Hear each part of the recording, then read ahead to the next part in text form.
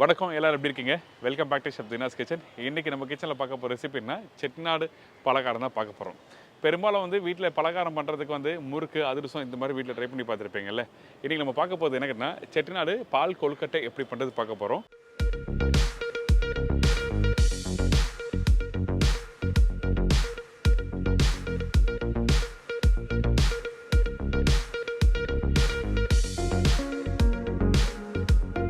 கருப்பட்டி வெல்லத்தை யூஸ் பண்ணி எப்படி பண்ணணும்னு சொல்லிட்டு தெளிவாக கொடுத்துருக்கேன். அது மட்டும் இல்லை, இந்த கருப்பட்டி வெல்லம் யூஸ் பண்ணும்போது கரெக்டாக யூஸ் பண்ணணும். அப்படி யூஸ் பண்ணால் கரெக்டாக டேஸ்ட் கொடுக்காது.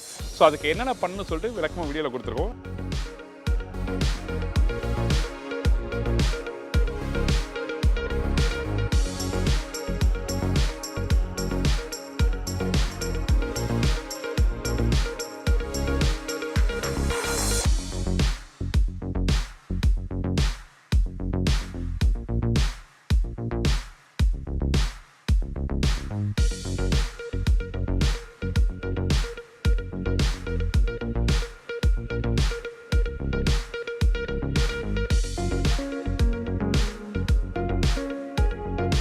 செட்டிநாடு பால் கொழுக்கட்டைக்கு தேவையான பொருட்கள் என்ன பார்த்தலாம். பச்சரிசி 150 கிராம், கருப்பட்டி தேவையான அளவு, முழு தேங்காய் 1 நம்பர், ஏலக்காய் பவுடர் 3/4 டீஸ்பூன், உப்பு சிறிதளவு. இதாங்க இந்த ரெசிபிக்கு தேவையான பொருட்கள்.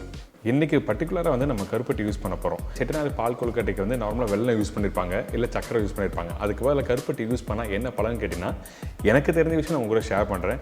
பெரும்பாலும் பார்த்தீங்கன்னா கருப்பட்டி நம்ம யூஸ் பண்ணுறதுனால கால்சியம் அதிகமாக இருக்குது. அந்த கால்சியம் பர்டிகுலராக பார்த்தீங்கன்னா நம்மளோட எலும்பு தேய்மானம் அந்த மாதிரிலாம் ப்ராப்ளம் வருதுன்னா அந்த டைமில் கருப்பட்டி சாப்பிட்றது சின்னவங்கலேருந்து பெரியவங்களுக்கு இருக்கும் ரொம்ப நல்லது.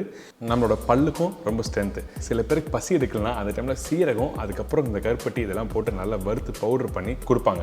அப்போ நல்லா பசி எடுக்கும். இந்த மாதிரி நிறைய பெனிஃபிட்ஸ் உள்ள இந்த கருப்பட்டி யூஸ் பண்ண போகிறோம். நம்ம நார்மலாக சக்கரைக்கு பதிலாக கருப்பட்டி வீட்டில் டெய்லியும் யூஸ் பண்ணாலே நமக்கு நல்லா ஸ்ட்ரென்த்து கொடுக்கும்.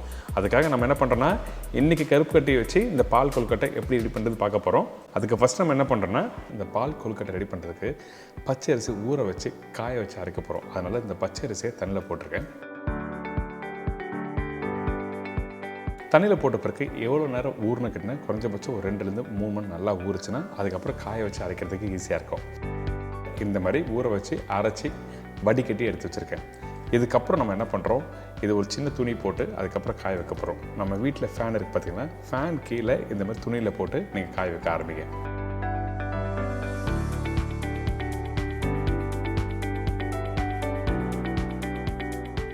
காய வைக்கிற பக்கம் என்ன கேட்டிங்கன்னா, ரொம்ப காய வைக்கூடாது, கொஞ்சம் ஈரத்தன்மை இருக்கணும். அதாவது 90% அளவுக்கு காய்ஞ்சிருக்கணும். 10% கொஞ்சம் ஈரத்தன்மை இருந்தால் தான் உங்களுக்கு ஜலிக்கிறதுக்கு ஈஸியாக இருக்கும், அதே டைமில் அரைக்கிறதுக்கு ஈஸியாக இருக்கும். இதான் விஷயம், வேறு எதுவுமே இல்லை. இப்போ ரெடி ஆகிடுச்சு. கையில் எடுத்து பார்த்தீங்கன்னா அப்படியே உடையணும் அந்த அரிசி.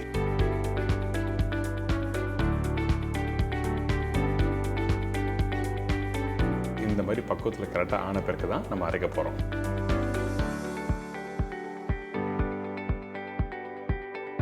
இதுக்கு பிறகு நம்ம என்ன பண்ணுறோன்னா, நம்மளோட மிக்ஸி ஜாரில் போட்டு அரைக்க ஆரம்பிச்சிடும்.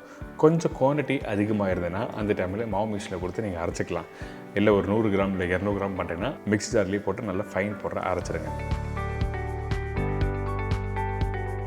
ஃபைன் போடுற அரைச்சி முடித்த பிறகு இந்த மாதிரி ஜலிக்க ஆரம்பிக்கணும். எதுக்காக கேட்டிங்கன்னா, இந்த அரிசி 1-2 சரியாக அரையாது. அந்த டைமில் இந்த மாதிரி நல்லா ஜலிச்சுட்டு அதுக்கப்புறம் யூஸ் பண்ணால் உங்களுக்கு மாவு தண்ணி ஊற்றி மிக்ஸ் பண்ணுறதுக்கு, அதுக்கப்புறம் கொழுக்கட்டை ரெடி பண்ணுறதுக்கு ஈஸியாக இருக்கும். அதனால் நம்ம என்ன பண்ணுறோம், இந்த மாதிரி நல்லா ஜலிச்சிடுறோம்.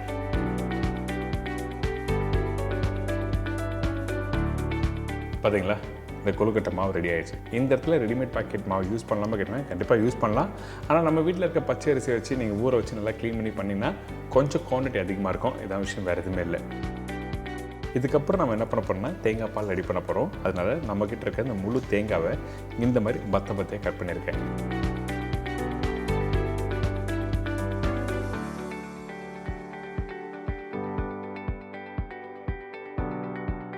150-200 ml அளவுக்கு தண்ணி ஊற்றி நல்லா அரைக்க ஆரம்பிக்கிறோம்.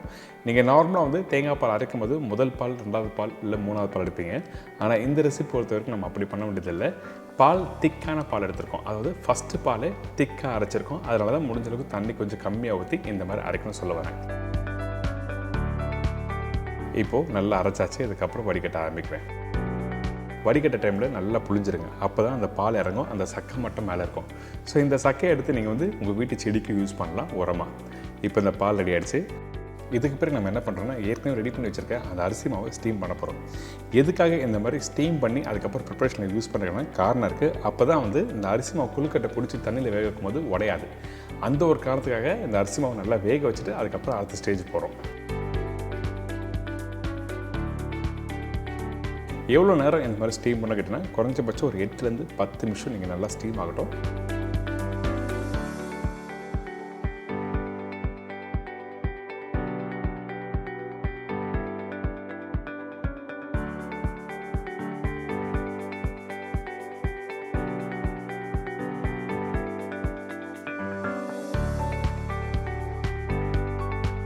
இப்போ பார்த்தீங்களா இந்த அரிசி மாவு ரெடி ஆகிடுச்சு.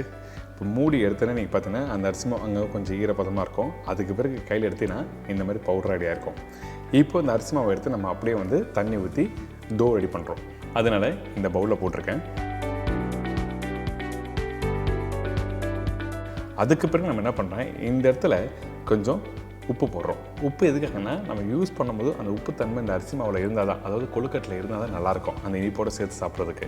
அதெல்லாம் நம்ம என்ன பண்ணுறோம், உப்பு போட்டிருக்கேன், ஏலக்காய் தூள் வாசனைக்காக போட்டிருக்கோம். அதே டைமில் இந்த இடத்துல இந்த மாவை மிக்ஸ் பண்ணுறதுக்கு சுடு தண்ணி யூஸ் பண்ணுறேன். நீங்கள் பச்சை தண்ணி யூஸ் பண்ணலாமா கேட்டிங்கன்னா பச்சை தண்ணி யூஸ் பண்ணலாம்னா தவிர எதுவுமே இல்லை. கொஞ்சம் சுடு தண்ணி போட்டிங்கன்னா கொஞ்சம் திக் ஆகும், அதே டைமில் நல்லா வெந்துடும். அதுக்காக தான் நம்ம என்ன பண்ணுறோம், இந்த மாதிரி கொஞ்சம் சுடு தண்ணி போட்டு மிக்ஸ் பண்ணுறோம். அதே டைமில் டேரெக்டாக கை வச்சிட வேண்டாம், கை வச்சா சூட ஆரம்பிக்கும். அதனால் ஒரு கரண்டியை வச்சு நல்லா மிக்ஸ் பண்ணுங்கள். கொஞ்சம் சூடு ஆறின பிறகு நீங்கள் நார்மலாக வீட்டில் கொழுக்கட்டை மாவு பண்ணுவீங்களே அதே மாதிரி கான்செப்டில் மிக்ஸ் பண்ணி எடுத்துடுங்க.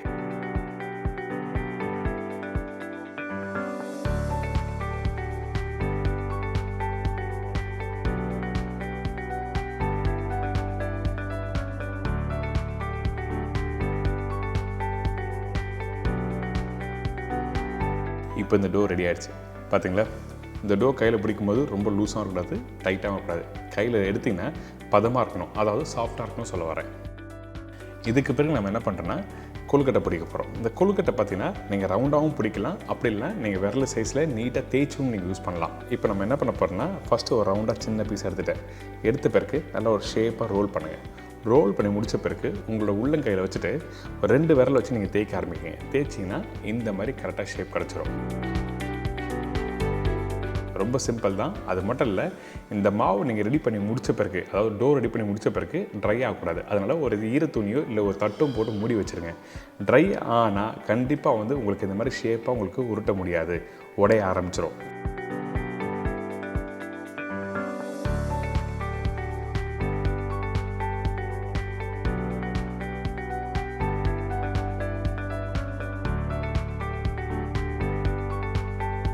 இந்த மாதிரி தான் எல்லாத்தையும் ரெடி பண்ணி வச்சுருக்கேன்.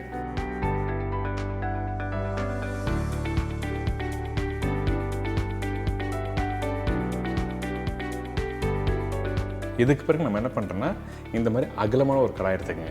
அதாவது குழி கடாய் மாதிரி இருக்கக்கூடாது, அகலமான ஒரு கடாய் இருக்கணும். அந்த கடாயில் தேவையான தண்ணி ஊற்றி கொதிக்க வச்சுருக்கோம். நீங்கள் இதுக்கு பிறகு முக்கியமான விஷயம் நீங்கள் கவனிக்க வேண்டிய விஷயம் என்னென்னா அடுப்போட ஃப்ளேம் வந்து லோ ஃப்ளேம் வச்சுருங்க. அதுக்கப்புறம் இந்த கொழுக்கட்டை ரெடி பண்ணி வச்சுருக்கோம்ல, அந்த கொழுக்கட்டையை 1 by 1 இந்த மாதிரி போடணும். ஒன்றுக்கு மேலே ஒன்று போட்டுனா கண்டிப்பாக ஒட்ட ஆரம்பிச்சிடும். அது மட்டும் இல்லை, உடைய ஆரம்பிச்சிடும், அதுக்கப்புறம் கரைய ஆரம்பிச்சிடும். அதனால் ஸ்லோ ஃப்ளேமில் கரெக்டாக வேகணும். அதே டைமில் உடனே கரண்டி போட்டு மிக்ஸ் பண்ணலாம். ஒரு 2 நிமிஷம் நீங்கள் விடுங்க. அதுக்கப்புறம் ஒரு சின்ன ஸ்பூன் வச்சு மெதுவாக அப்படி மிக்ஸ் பண்ணிவிட்டு அதுக்கப்புறம் எடுத்தீங்கன்னா இந்த கொழுக்கட்டை ரெடி ஆகிருக்கும். பார்த்தீங்களா, இந்த கொழுக்கட்டை கரையாமல் ரெடியாக இருக்குது. நான் சொன்ன மாதிரியே கரெக்டாக பண்ணோம். நான் திருப்பி ரிப்பீட் பண்ணுறேன். கொழுக்கட்டை ஒன்றுக்கு மேலே ஒன்று போட்டு வேக வச்சுன்னா கண்டிப்பாக ஒட்ட ஆரம்பிச்சிடும். அது மட்டும் இல்லை, ஹை ஃப்ளேமில் வச்சு நீங்கள் கொதிக்க விட்டிங்கன்னா தண்ணி கண்டிப்பாக இந்த கொழுக்கட்டை உடைய ஆரம்பிச்சிடும். அதுக்கப்புறம் நீங்கள் மிக்ஸ் பண்ணும்போது ஸ்லோவாக மிக்ஸ் பண்ணணும். இந்த மாதிரி தான் ஸ்டெப் பை ஸ்டெப்பாக பண்ணணும். இதுக்கப்புறம் கொஞ்சம் எக்ஸஸாக இருக்க தண்ணியை நான் எடுத்துடுறேன். ஏன்னா வேக வைக்கும்போது கொஞ்சம் தண்ணி தாராளமாக இருந்தால் தான் கரெக்டாக இருக்கும். அதனால் நம்ம என்ன பண்ணுறோம், இப்போ அதிகமாக இருக்க தண்ணியை எடுத்துகிறோம். தேவைப்பட்ட கடைசியாக யூஸ் பண்ணிக்கலாம்.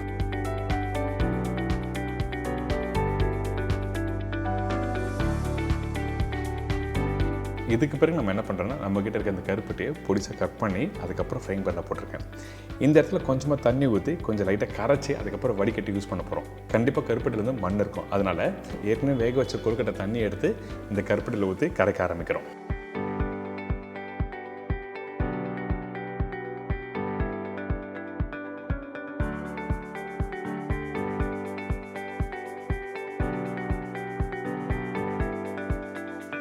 இந்த கருப்பட்டி கொஞ்சம் மெல்ட் ஆகிடுச்சு. இதுக்கப்புறம் நம்ம என்ன பண்ணுறோன்னா ஒரு வடிகட்டி எடுத்து வடிகட்ட ஆரம்பிங்க. இதுக்காக வந்து ரொம்ப திக்காகவும் தண்ணியும் யூஸ் பண்ண வேண்டாம். ரொம்ப தண்ணியாக இருந்தால் நல்லா இருக்காது. அதனால் பர்டிகுலராக எந்த அளவுக்கு பக்குவத்தில் கரெக்டாக நீங்கள் கரைச்சிருக்கணும். இதுக்கு பிறகு நம்ம என்ன பண்ணுறோம், வடிகட்ட போகிறோம். அதனால் நம்ம வீட்டில் டீ ஸ்ட்ரெயினர் இருக்குது பார்த்தீங்களா, அந்த டீ ஸ்ட்ரெயினரில் இந்த ரெடி பண்ணி வச்சுருக்க கருப்பட்டி சிறப்பை வந்து இதில் ஊற்றி வடிகட்ட ஆரம்பிங்க. அப்போ தான் நல்லா வடிகட்ட முடியும். மண் எதுனா எதுனா கண்டிப்பாக இந்த மாதிரி டபுள் ஸ்ட்ரெயினர் டீ வடிகட்டியில் வந்து உங்களுக்கு நிற்க ஆரம்பிக்கும். பார்த்தீங்களா, அந்த திப்பியில் கண்டிப்பாக வந்து மண்ணெலாம் இருக்கும். அதனால தான் நம்ம என்ன பண்ணுறோன்னா இந்த மாதிரி வடிகட்டணும் சொல்ல வரேன். இதுக்கு பிறகு நம்ம என்ன பண்ணுறோன்னா ரெடி பண்ணி வச்சுருக்க இந்த கொழுக்கட்டையில் இந்த கருப்பட்டி தண்ணியை வந்து இதில் ஊற்றுறோம்.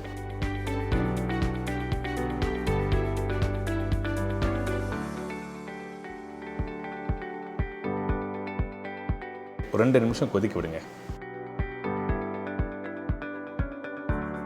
நல்லா மிக்ஸ் பண்ணிவிட்டு இந்த இடத்துல கருப்பட்டி உங்களுக்கு போதுமா சொல்லி செக் பண்ணுங்கள். உங்களுக்கு தேவைப்பட்டால் திருப்பி கொஞ்சம் ஊற்றிக்கலாம். இதுக்கப்புறம் நல்லா கொதிக்க வரும் 2 நிமிஷம். அதுக்கப்புறம் வாசனைக்காக ஏலக்காய் தூள் போட்டிருக்கேன்.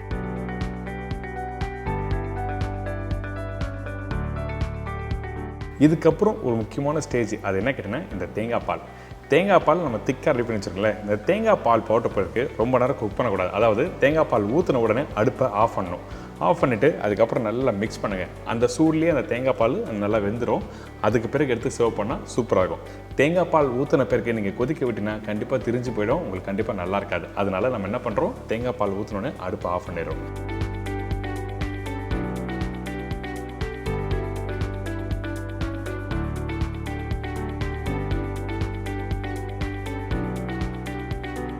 கடைசியாக திருவண்ண தேங்காய் மேலே போட்டு மிக்ஸ் பண்ணி அதுக்கப்புறம் எடுத்து சர்வ் பண்ணால் ஒரு சூப்பரான செட்டிநாடு கருப்பட்டி பால் கொழுக்கட்டை ரெடி.